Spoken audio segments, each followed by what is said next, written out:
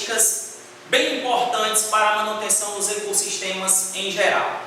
Hoje, o reino Monera apresenta uma classificação moderna que se baseia exatamente em critérios como a questão da morfologia da estrutura celular, o metabolismo celular e as sequências das bases nitrogenadas do seu RNA. Então é interessante que essa classificação moderna ela faz com que haja um critério acima de reino. Então hoje ele é dividido em domínios. E dentro dos domínios nós temos o domínio das bactérias, o domínio das arqueobactérias e o domínio das eucárias. O domínio das bactérias e arqueobactérias envolve organismos procarióticos que são pertencentes a esse reino, o reino Monera. Enquanto que os eucarióticos estão presentes no domínio eucária, que apresentam os demais representantes dos outros reinos, que seria o reino fungi, protoctista, reino vegetal e o reino animal. Então, dentro dessa classificação moderna, é óbvio que é dividido em domínios bactérias, também chamadas de eubactérias, e as arqueobactérias, porque apresentam características diferentes, morfológicas, características no seu metabolismo e na sequência das bases nitrogenadas em cada um deles. Beleza, então vamos então para as características gerais desse reino. Nós temos como características gerais, são organismos unicelulares procarióticos, então apresentam uma só célula constitucional e são procarióticos. O que são organismos procarióticos? São aqueles detentores das células mais primitivas, pouco desenvolvidas. São células que apresentam membrana plasmática, apresentam um citoplasma, não apresentam organela citoplasmática, está presente ribossomos bem pequenos, porém sintetizam proteínas, tá ok? Não apresentam núcleo organizado com membrana nuclear, então eles não apresentam carioteca, ok? E apresentam um material genético diluído no citoplasma, que é exatamente o nucleóide. Beleza, isso são características, essas são as características presentes, tá certo? Nas células procarióticas. Vamos lá, podem ter vida livre ou ser coloniais. Então pode viver livremente ao ambiente ou viver associada a outras bactérias, formando colônias. Podem ser autótrofos ou heterótrofos. Quando nós falamos em autótrofos, são bactérias, tá certo? Que conseguem sintetizar o seu próprio alimento utilizando meios do ambiente. Como assim? Nós temos as fototróficas, que apresentam uma substância chamada de bacterioclorofila, que conseguem captar energia luminosa e sintetizar energia a partir dessa energia luminosa. E temos os quimiosintetizantes, ou seja, bactérias que realizam quimiossíntese. Poderíamos destacar aí as bactérias que estão envolvidas no ciclo do nitrogênio, tá certo?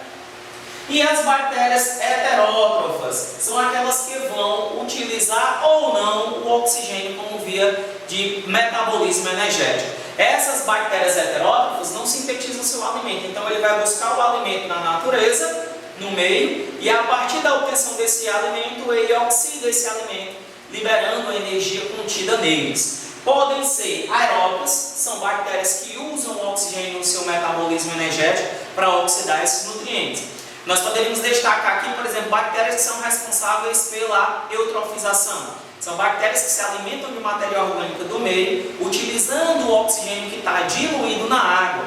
E aí provoca esse fenômeno chamado de eutrofização.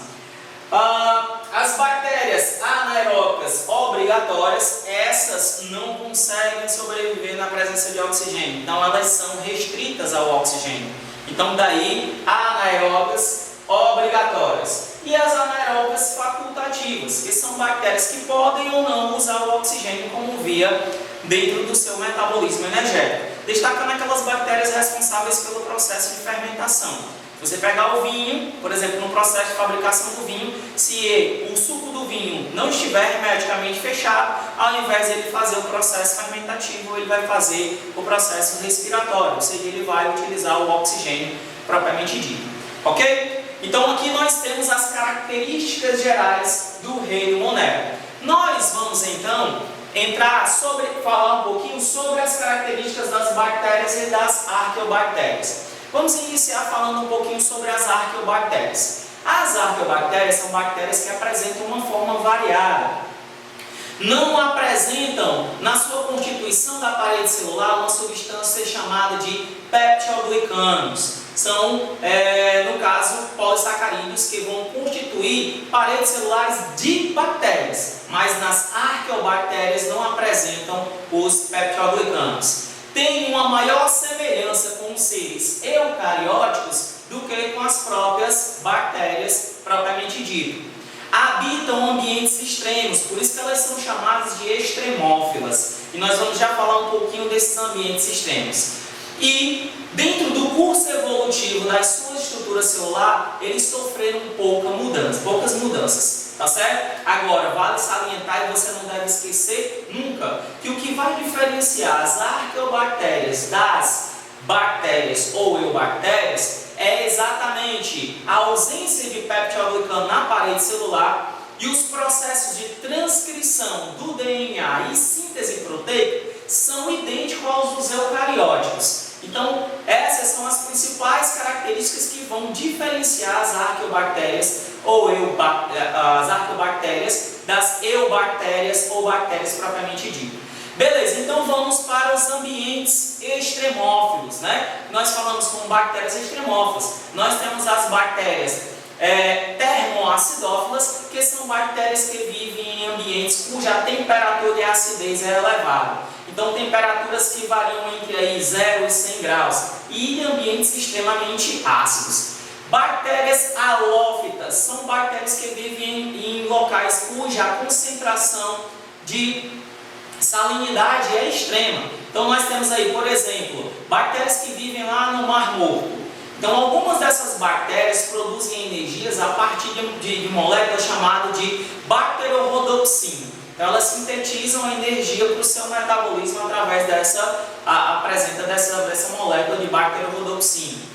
Já as bactérias metanogênicas são bactérias que vão produzir metano. Então, vivem em pântanos, no intestino de animais herbívoros, então contribuem bastante para o processo de degradação no metabolismo digestivo desses organismos, produzindo flatulências na liberação, por exemplo, do metano. Então, elas têm essa ampla relação endossimbiótica no trato gastrointestinal desses organismos. Já as eubactérias apresentam como característica, nós temos seres unicelulares, alguns podem formar colônias, possuem um cromossomo circular, tá certo? No caso dos plasmídeos, apresentam um DNA associado a proteínas estruturais chamadas de estonas, apresentam parede celular com peptidoglicano, diferentemente das arqueobactérias que não apresentam. E apresentam flagelos, que são utilizados, tá certo, para sua locomoção. Esses flagelos formados através, tá certo, de substâncias específicas. Não são formadas por centríolos, assim como, tá certo, nos eucarióticos. Podem ser autótrofos ou heterótrofos, dentro da estrutura constitucional. Então, assim, vamos adentrar um pouquinho e falar sobre a constituição dessa célula bacteriana. Então, galerinha, nós vamos continuar agora falando sobre as estruturas constituintes dessas bactérias. Então, nós temos lá, iniciando primeiro as fímbrias. As fímbrias são estruturas ativas no processo de reprodução chamado de conjugação. Então, elas conseguem transferir o material genético de uma célula para outra. E também são ativas numa questão de ancoragem. Elas vão se ligar a outras células. Outra estrutura é exatamente o flagelo, formado por uma proteína chamada de flagelina e é responsável pelo processo de locomoção dessa bactéria. Temos a cápsula. Algumas dessas bactérias são capsuladas, mas também nós temos outras que não apresentam essa cápsula. Mas nas capsuladas, essa cápsula desempenha um papel de proteção a mais externamente, ok? Temos a parede celular, cuja constituição é de peptidoglicano. Então, apresentam peptidoglicano na constituição, diferentemente das arqueobactérias. Outra estrutura é a membrana plasmática, responsável pela seletividade de substâncias, promove selecionando o que entra e o que sai da célula, ok? Temos uma estrutura também chamada de mesossomos, que é esse dobramentozinho aqui, ó, na membrana plasmática. Ele é ativo na respiração celular, produz enzimas que são ativos no metabolismo energético dessas células, ok? E também são responsáveis pelo processo de separação na reprodução por bipartição ou divisão binária das bactérias. Temos o citoplasma, que é repleto, né, desses pontinhos aí mais escuros, chamados de ribossomos. Então, tem muitos ribossomos diluídos no citoplasma, que é a parte líquida.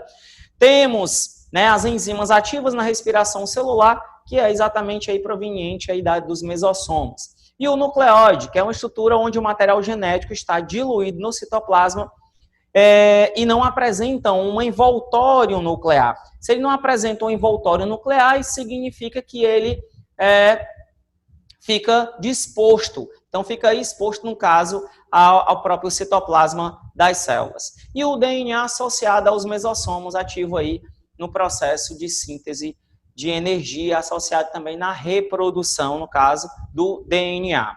Certo? Algumas, no caso, aí vão apresentar esses DNAs circulares, chamados de plasmídeos. Os plasmídeos, eles são ativos no processo de resistências às bactérias. Eles são responsáveis por, entre aspas, copiar a informação de muitos antibióticos. E após a morte dessas bactérias ou processos reprodutivos, ele acaba transferindo essa característica, tá certo, de resistência a algumas bactérias, tá ok? E, consequentemente, ficar, né, imune a esses antibióticos, ok? Então, na constituição da parede bacteriana, nós temos também as bactérias gram-positivas e bactérias gram-negativas. As bactérias gram-positivas, nós temos aqui, ó, as cadeias de peptídeos, né, cadeias de peptidoglicanos. Então, essas cadeias, elas são ativas aqui no processo de barreira também. Porém, elas conseguem aderir a um corante, que é chamado de corante gram. E aí, elas ficam com essa coloração aqui, tá certo? Exposta aí de uma forma bem evidente, ok? Já as bactérias gram-negativas, elas apresentam uma membrana exterior. Então, tem uma membrana exterior, eu tenho os peptidoglicanos e tenho a membrana plasmática. Essa membrana impede com que o corante gram impregne nos peptidoglicanos. Por isso são chamadas de bactérias gram-negativas, ok? Formas morfológicas. Nós temos lá as formas livres, né? No caso, os cocos, tá certo? As próprias, as espirilos, os espirioquetas, tá bom? E as formas também associadas em colônias, como diclococos, as sarcinas, streptococos, tá certo? São as formas de colônias bacterianas. Na reprodução, nós temos a reprodução feita por bipartição, tá certo? Ou cisparidade ou divisão binária. Isso ocorre quando há divisão, tá certo, do citoplasma e do material genético, originando duas novas células. Então, nós temos aqui, olha os mesossomos agindo aqui também. Então, nós temos a separação de uma célula, ok? Bacteriano, em duas outras células. Uma reprodução assexuada, chamada de bipartição, cisparidade ou divisão binária. Temos também reprodução feita através, com trocas de material genético, a transformação, transdução e conjugação. Qual é a diferença? Na transformação, bactérias expõem, tá certo, o seu material genético através da degradação feita por ação de antibióticos, por exemplo.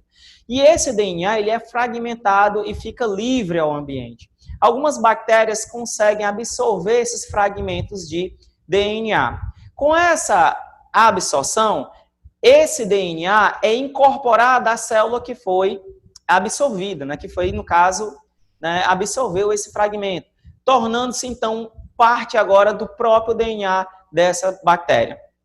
e pode trazer, por exemplo, informações como promover uma superbactéria, tá certo? Uma bactéria resistente. E após a sua multiplicação, então eu tenho uma multiplicação de superbactérias. Ok? O outro processo é a transdução, onde aí aqui eu tenho um vetor. E esse vetor é exatamente os bacteriófagos, tá certo? Que são vírus que parasitam bactérias. Esse bacteriófago, por sua vez, acaba por inserir, tá certo, trecho desse material genético em uma bactéria, que passam a se unir ao material genético dessa bactéria, e aí, então, após a reprodução, liberam vários fagos, e esse material genético que inicialmente foi introduzido é incorporado também ao material genético da própria bactéria. E aí, intensa multiplicação, tá certo? Dessa bactéria promove a multiplicação desse mesmo material genético e dessa bactéria também, promovendo então aí a multiplicação desses fragmentos que foram incorporados inicialmente. E por fim, nós temos a conjugação, onde eu tenho lá aquela participação, lembra lá daquele pelozinho do pilus, que vai agir aqui na transferência de um material genético de uma bactéria para outra. Então, eu tenho a inserção de um material genético de uma célula para outra, promovendo, então, a divisão e a separação após o rompimento desse pilus. E aí eu tenho a inserção de um material genético, uma troca de material genético entre uma célula bacteriana e outra, propriamente dito. E, por fim, nós temos aqui a esporulação, que também é feita em condições, tá certo, desfavoráveis. Então, favorece a própria resistência à própria bactéria. E aí nós temos um esporo que é confeccionado no interior de uma bactéria, chamado de endósporo. Esse esporo, após amadurecimento, ele é liberado, o restante dessa bactéria, ele é degenerado, e aí o esporo fica livre. Então, por isso nós falamos que ela também pode se reproduzir através de endósporo, que é exatamente a liberação desses esporos em condições ambientais desfavoráveis pela própria bactéria. Diante de todas essas características que foram mostradas e evidenciadas aí pelas bactérias, será que as bactérias apresentam apenas uma característica de trazer malefícios para os seres vivos em geral, inclusive para a espécie humana? Não. As bactérias são amplamente utilizadas ao benefício dos seres humanos. Por exemplo, eles agem no processo de decomposição. As bactérias são organismos decompositores, eles promovem a reciclagem de nutrientes, atuam, por exemplo, em estações de tratamento de água, retirando substâncias tóxicas, metabolizando essas substâncias tóxicas. Ela atua, por exemplo, também na fixação do nitrogênio, no processo de nitrificação, onde nós temos aí a transformação do nitrogênio atmosférico em nitrato para ser utilizado pelos vegetais. E posteriormente nós nos fazemos, o benefício da utilização desses vegetais. Observamos então aí a grande importância das bactérias, tá certo? Para os ecossistemas. Vamos lá, resumindo então as principais características das bactérias e das arqueobactérias. Então vamos lá. Bactérias apresentam parede celular de peptidoglicano, apresentam uma cápsula que, quando estão presentes, são formados por polissacarídeos, proteínas ou ambos, apresentam um citoplasma com milhares de ribossomos, apresentam plasmídeos, que é um DNA circular amplamente utilizado aí na biotecnologia. Muitas podem apresentar flagelos, formados por uma proteína especial chamada de flagelina. As fímbrias, que vão ser prolongamentos responsáveis pela reprodução sexuada e também ancoração a uma outra célula. Elas podem ser bactérias gram-positivas ou gram-negativas. As gram-positivas apresentam uma parede espessa com peptidoglicano e retém o corante gram, enquanto que as gram-negativas apresentam duas membranas mais finas e não retêm o corante. Formato dessas bactérias, elas podem ter cóculos, bacilos, espirilos, vibriões e espiroquetas, ou podem viver agrupadas como diplococos, sarcinas, streptococcus e estafilococos. A nutrição pode ser, no caso, autotrófica, no caso das fotoautotróficas, tá certo? As fotoheterotróficas e as quimioautotróficas. utilizando uma forma aeróbicas, anaeróbicas facultativas ou anaeróbicas obrigatórias. A reprodução, elas podem ser por divisão binária ou formar endósporos. E fazer um processo também por recombinação gênica, na transformação, transdução e conjugação. Também temos as cianobactérias, que são as bactérias também que nós chamamos de coloração azul esverdeadas, realizam fotossíntese e a clorofila fica disposta em placas circulares. São unicelulares, também podem viver isoladas ou coloniais. Já as arqueobactérias, em resumo, nós temos, diferem das bactérias pela ausência de peptidoglicano na parede celular, nos seus processos de transcrição de DNA e síntese de proteínas que são idênticos aos dos eucariontes e podem ser classificadas como extremófilas, como bactérias halófitas, termoacidófilas e metanogênicas. Então, galerinha, aí são as principais características desse reino, tá certo? Que é o reino Monera. E aí, espero que tenham entendido, tenham ajudado com essas informações. Então, tchau, tchau, grande abraço e até o nosso próximo vídeo. Valeu!